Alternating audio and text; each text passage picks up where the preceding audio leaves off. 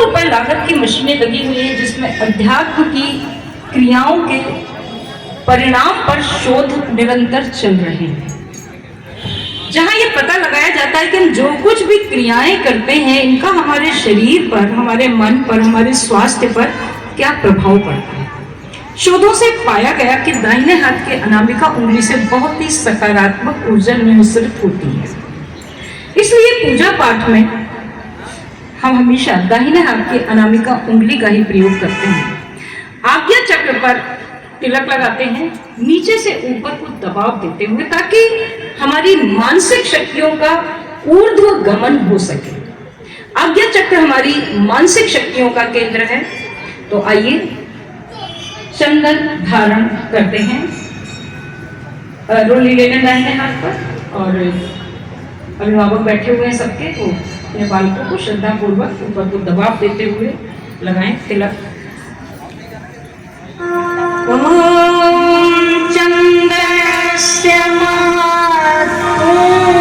इसको थोड़ा कम करो, इसको। ओम चंदनस्य महापुण्यं पवित्रं पापनाशनं आपदां हरते नित्यं लक्ष्मीस्तिष्ठति सर्वदा लक्ष्मीस्तिष्ठति सर्वदा। आज आप लोगों ने रोली धारण की है, चंदन धारण किया है। बहुत अच्छा हो कि आज के बाद आपका माथा, आपका आज्ञा चक्र तिलक विहीन न रहे, बोल्ड बनिए, लगाइए चंदन, जाइए विद्यालय, जाइए विश्वविद्यालय, जाइए ऑफिस, शिखा धारण करिए, चंदन धारण करिए, तब घर से, तब शिखा पूजन, वो तो आज भी जा रही है, शिखा को धारण करना आप पर निर्भर है। तो चंदन धारण करें और तभी घर से बाहर कदम रखें। कम से कम हिंदू धर्म की एक ध्वजा हमारे मस्तक पर लहराती रहे, मस्तिष्क पर लहराती रहे, और हमारा मस्तक भी जगमगाता रहे प्रतीक रूप में। तो अगर संभव हो तो तिलक धारण को अपने दैनिक जीवन का एक अंग बनाएं। आइए अगला क्रम, रक्षा सूत्रम। पूजा की थाली में रखे हुए रक्षा सूत्र को बाएं हाथ में रख लें, दाहिने हाथ से उसे ढक लें।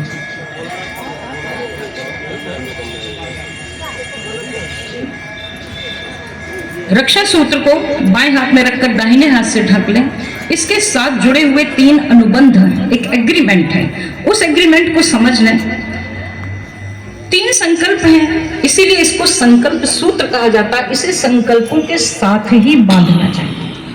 3 संकल्प हैं, उपासना, साधना, आराधना।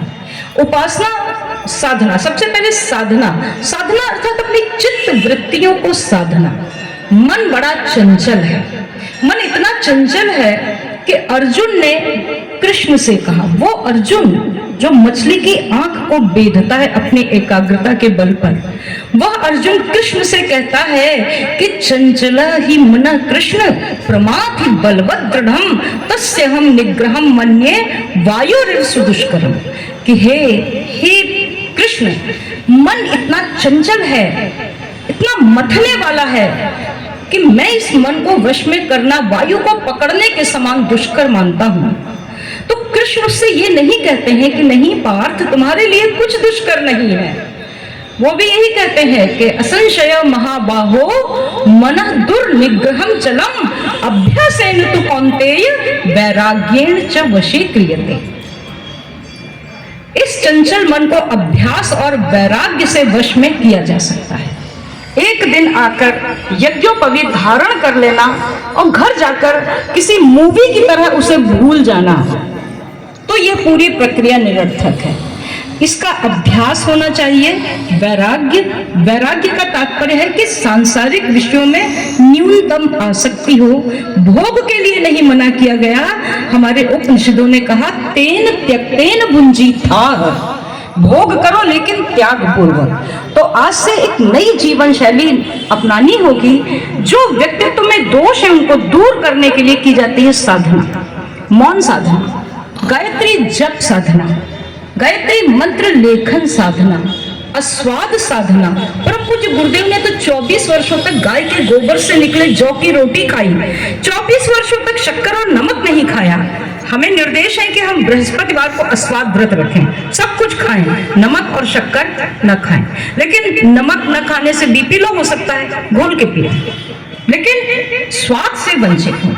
यह है भिन्न भिन्न प्रकार के अनेक साधना। उपासना अर्थात अपने घर में एक उपासना स्थल बनाकर सब परिवार बैठना। पाटी पूजन में इसके बारे में विस्तार से बताया गया था कि हम बच्चों को बहुत फ्री करते जा रहे हैं, तो बच्चों को फ्री न करें, बच्चों को अपने साथ लेकर बैठें, नहीं तो एक दिन बच्चे हमें फ्री कर देंगे।